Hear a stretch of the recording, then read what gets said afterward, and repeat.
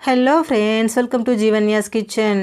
Friends, இன்றைக்கி நம்ம அரிசி உளுந்து மாவுன்னு எதுவுமே யூஸ் பண்ணாமல் ரொம்ப சிம்பிளான முறையில் நல்ல டேஸ்டியான ஒரு மெதுவடை செய்ய போகிறோம். இது வெளியில் நல்லா கிறிஸ்பியாகவும் உள்ளே நல்லா சாஃப்டாக பஞ்சு மாதிரியும் இருக்குங்க. இது எப்படி செய்கிறதுங்கிறத பார்க்குறதுக்கு முன்னாடி நம்ம சேனல் ஜீவன்யாஸ் கிச்சனை மறக்காமல் சப்ஸ்கிரைப் பண்ணி பக்கத்தில் இருக்க பெல் சிம்பிளையும் கிளிக் பண்ணிக்கோங்க. இது செய்கிறதுக்கு ஸ்டவ்வில் ஒரு கடாய் வச்சுட்டு அதில் 250 ml கப்பால் 2 கப் அளவுக்கு தண்ணி சேர்த்துக்கோங்க. கூடவே தேவையான அளவு உப்பு, நான் 3/4 டீஸ்பூன் உப்பு சேர்த்துக்கிறேன். அடுத்ததாக இதில் ஒரு வெங்காயம் பொடியை நறுக்கினது, 2 பச்சை மிளகாய் பொடியை நறுக்கினது, கொஞ்சமாக பொடியை நறுக்கின மல்லி இலை, 1 டீஸ்பூன் மிளகு சேர்த்துக்கோங்க. சேர்த்துட்டு இது எல்லாத்தையும் நல்லா ஒரு தடவை கலந்து விடுங்க. கலந்து விட்டுட்டு தண்ணி அப்படியே வைங்க, நல்லா கொதிச்சு வரட்டும். பாருங்கள், தண்ணி நல்லா கொதிக்க ஆரம்பிச்சிருச்சு இல்லைங்களா? இந்த ஸ்டேஜில் ஸ்டவ்வை லோ ஃப்ளேமுக்கு மாற்றிக்கோங்க. மாற்றிட்டு இதில் 1 கப் அளவுக்கு ரவை சேர்த்துக்கோங்க.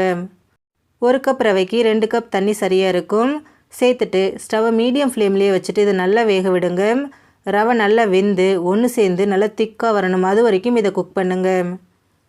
பாருங்கள், ரவை நல்லா வெந்துருச்சு. நல்லா ஒன்று சேர்ந்து எந்த அளவுக்கு நல்லா திக்காக வந்திருக்குன்னு பாருங்கள்.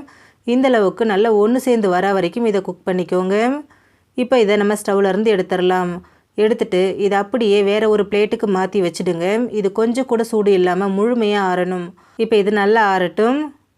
பாருங்கள், நல்லா ஆறி வந்திருக்கு. இப்போ இதில் கை வச்சு நல்லா அழுத்தம் கொடுத்து பிசைஞ்சிக்கோங்க.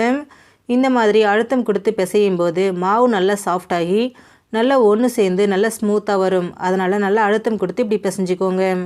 ரவையை முன்னாடியே வேக வச்சுட்டிங்க அப்படின்னா ஈவினிங் டைமில் குழந்தைங்க ஸ்கூல் விட்டு வந்ததும் 10 நிமிஷத்தில் நல்லா சுட சுட இந்த வடையை செஞ்சு கொடுக்கலாம். பாருங்கள், நல்லா பிசைஞ்சாச்சு. எந்தளவுக்கு நல்லா ஒன்று சேர்ந்து வந்திருக்குன்னு நல்லா சாஃப்டாக வந்திருக்கு. இப்போது கையில் கொஞ்சமாக எண்ணெய் தடவிக்கோங்க. தடவிட்டு இதிலிருந்து கொஞ்சமாக மாவு எடுத்துக்கோங்க. எடுத்துகிட்டு இதை நல்லா உருட்டிக்கோங்க. கொஞ்சம் கூட வெடிப்பு இல்லாமல் நல்லா ஸ்மூத்தாக உருட்டினதுக்கப்புறமா இதை உள்ளங்கையில் வச்சுட்டு நல்லா இந்த மாதிரி ப்ரெஸ் பண்ணிக்கோங்க. சைடில் வெடிப்பு எதுவும் இருக்கக்கூடாது, இருந்துச்சுன்னா அதை சரி பண்ணிக்கோங்க. சரி பண்ணிவிட்டு சென்டரில் இந்த மாதிரி ஒரு ஓட்டை போட்டுக்கோங்க. பாருங்கள் எவ்வளோ பர்ஃபெக்டாக வந்திருக்குன்னு. இதே மாதிரி எல்லாத்தையும் ரெடி பண்ணிக்கோங்க. ரெடி பண்ணிவிட்டு இதை பொரிக்கிறதுக்கு ஸ்டவ்வில் கடாய் வச்சு எண்ணெய் வச்சுருக்கேன். எண்ணெய் சூடானதும் நம்ம ரெடி பண்ணி வச்சுருக்கக்கூடிய வடையை எண்ணெயில் சேர்த்துக்கோங்க. சேர்த்துட்டு ஒரு நிமிஷம் அப்படியே விட்டுருங்க. உடனே கரண்டி வச்சு கலக்க வேண்டாம். 1 நிமிஷம் ஆனதுக்கப்புறமா இதை கரண்டி வச்சு இந்த மாதிரி கலந்து விடுங்க.